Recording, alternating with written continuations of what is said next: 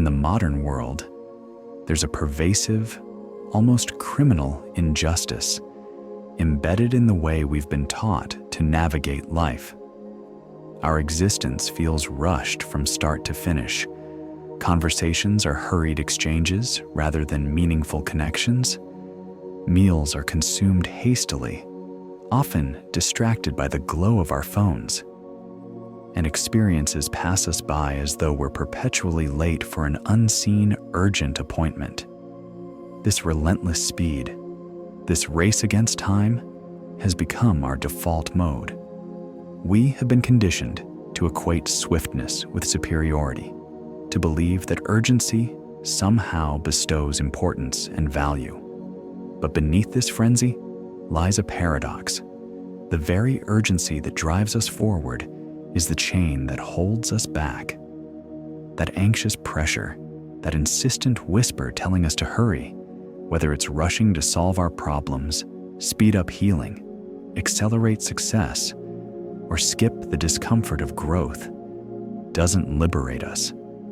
Instead, it traps us in a cycle of restlessness and dissatisfaction. You've felt it, haven't you? The sensation that time is slipping through your fingers, and that if you don't move faster, you'll be left behind.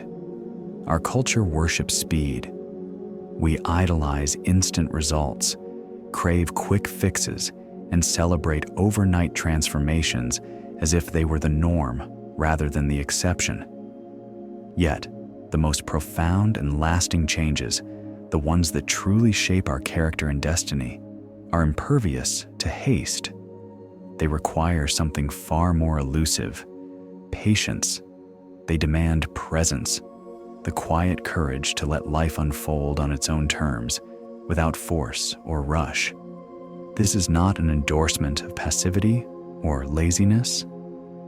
It is an invocation of a deeper, more potent power, the power to live with deliberate rhythm and conscious intention, rather than in chaotic frenzy. When we surrender the compulsion to rush, something extraordinary begins to happen. Suddenly, opportunities that were invisible in the blur of haste come into sharp focus. Solutions that seemed out of reach begin to reveal themselves naturally. The space we create by slowing down invites clarity, creativity, and connection, elements essential for genuine growth and fulfillment. It is in this mindful stillness that life begins to guide us toward what we truly need, offering us pathways not through force, but through harmony and trust. There comes a moment, quiet and unannounced, when everything begins to shift. Your relationships feel richer, no longer hurried or transactional, but infused with genuine presence. Your creativity, once elusive, begins to flow freely, not as a force you summon, but as a river you simply tap into. Your intuition sharpens, becoming less of a whisper and more of a trusted guide. And it's not because you tried harder. It's because you finally stopped rushing. It's as though the universe, which once felt cold and unresponsive, begins to lean in toward you, working not against your efforts, but alongside them. And you realize, in this rare stillness, that peace is not something you chase. It's something that emerges naturally when you're no longer pushing against the current of your own existence. Think back to the last time you felt deeply at peace. It likely wasn't during a frantic day filled with back-to-back obligations. No, it was probably something simple: a soft sunset, an unhurried conversation, or a quiet moment where you allowed yourself to just be.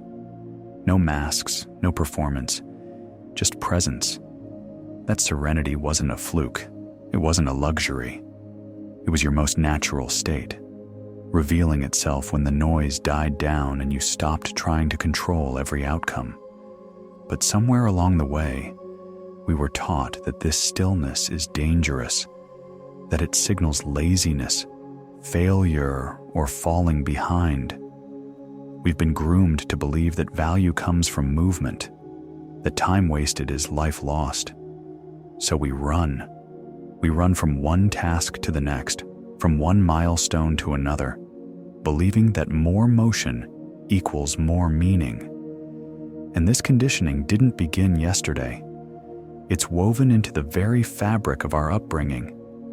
As children, we were rushed, told to get dressed faster, to hurry up and keep moving.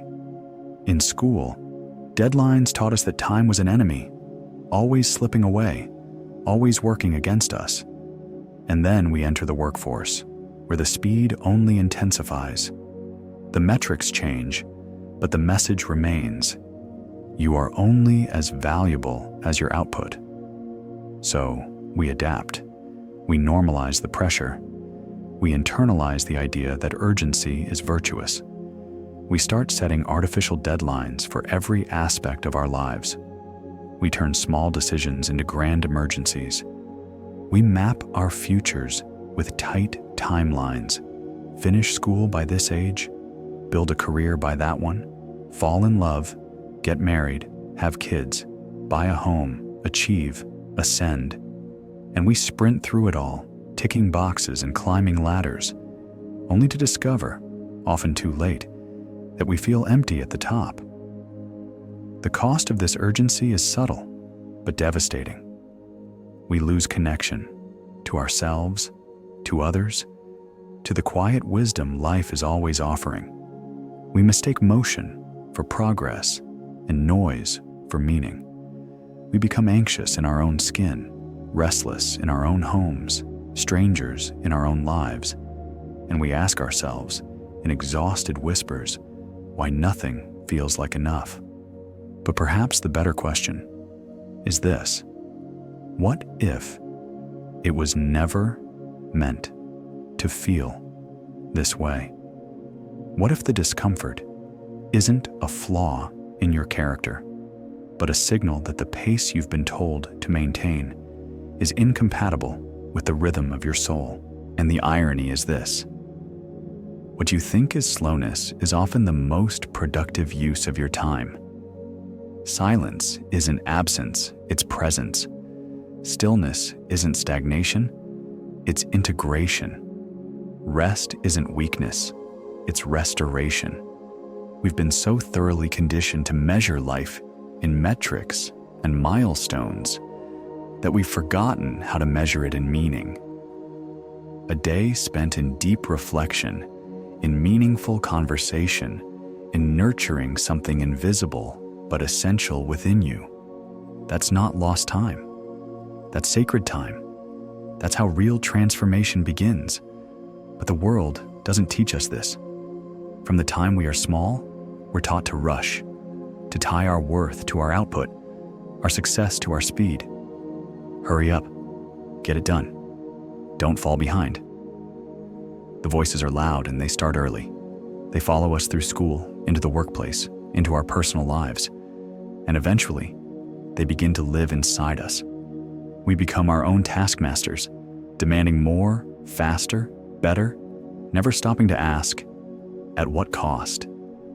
The cost, it turns out, is everything that actually matters: depth, joy, presence, fulfillment. When life becomes a checklist, we forget how to live. We spend our 20s in a frantic chase for identity, trying to figure it all out as fast as possible. Then, we spend our 30s trying to fix what wasn't true to begin with.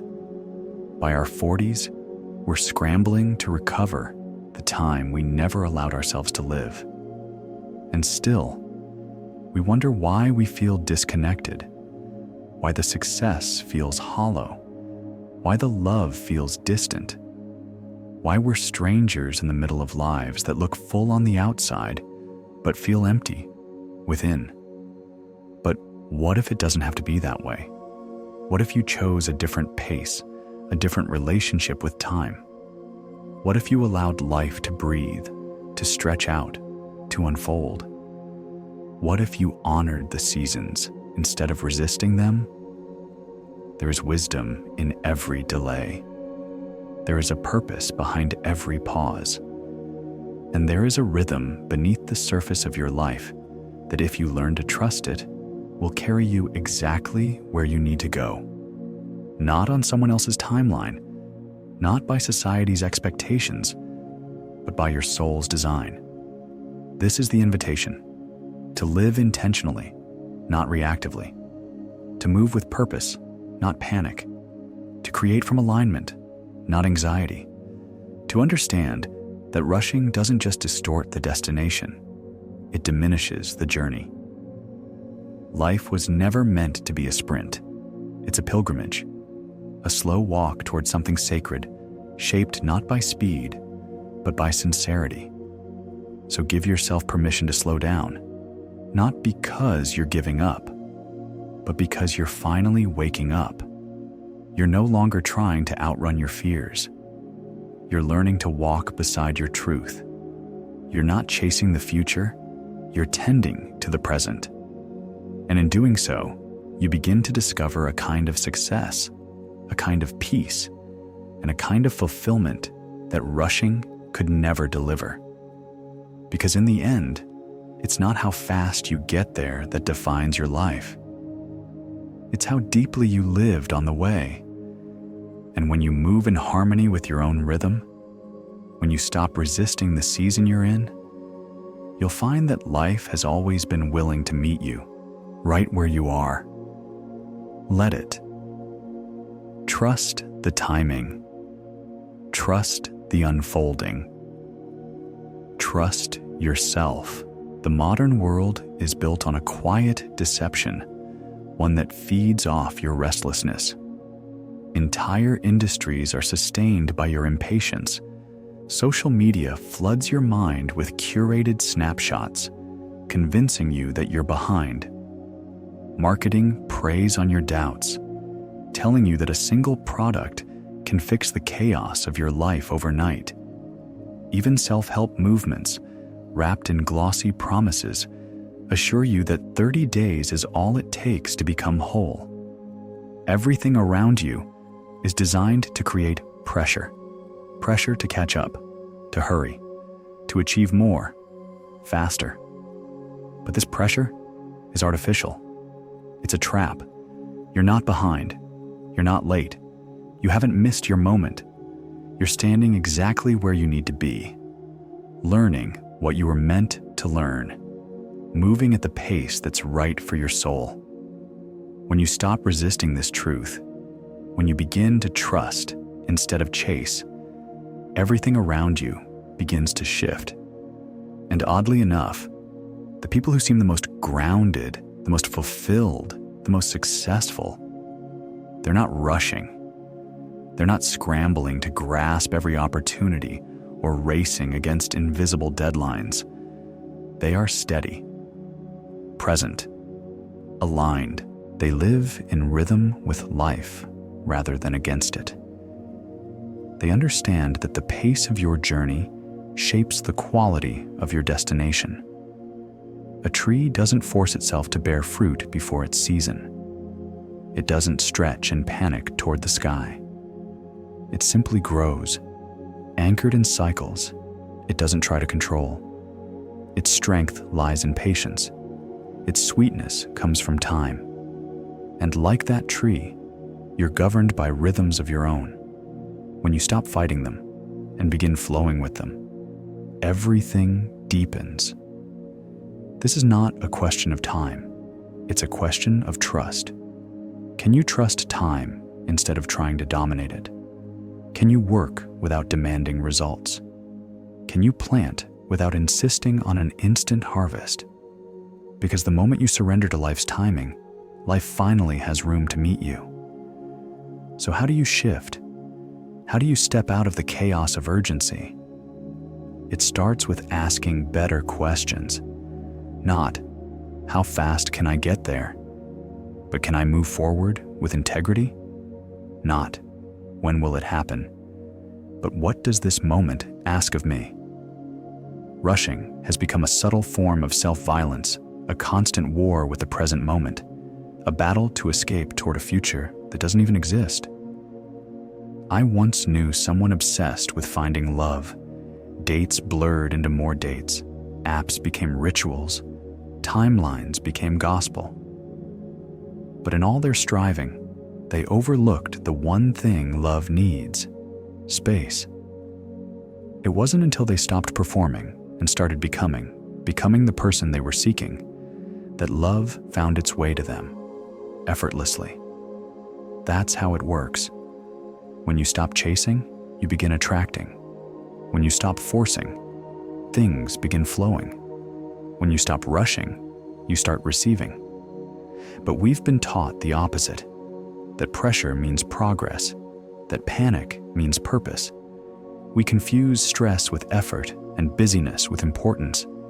Yet rushing is rarely productive. It's mental avoidance, emotional escape, spiritual disconnection. It says, I don't trust the process. I don't trust myself. But what if you did? What if you trusted that the delay has meaning? That timing isn't a punishment, but a preparation? Trust doesn't ask you to do less. It asks you to act with clarity, to move with rhythm, to build with patience. And in that space, you become someone new. You start to see what was always there, the quiet signals, the forgotten beauty, the intuition beneath the noise. You don't just chase outcomes, you live the journey. Because slowing down doesn't weaken you, it strengthens you. It returns you to what matters. It frees you from reactivity and invites you into awareness. It lets you build something that won't collapse under pressure. Healing doesn't obey your calendar. Growth doesn't respect your deadlines. Breakthroughs don't arrive on demand. They come when you surrender the struggle and meet the moment. So if you feel like you're falling behind, take a breath. You're not. You're becoming. You're unfolding. You're moving at the exact speed required by your soul's design. The moment you stop rushing is the moment life begins to move with you. Not because you've stopped, but because you've aligned. Your life isn't a competition. It's a composition, a melody, a dance, a narrative. And the most beautiful expressions of life don't unfold in haste. They unfold when you move at the pace of truth, at the rhythm of presence, at the tempo of your own becoming. So stop rushing, start trusting, and watch what finally finds you when you make space to receive it. If this exploration has stirred something within you, share your thoughts in the comments, or simply your presence. Thank you for walking this path with us today. If this journey has stirred something within you, reflection, awareness, even clarity, know that you are not alone. Until next time, take care of your energy and honor your intuition.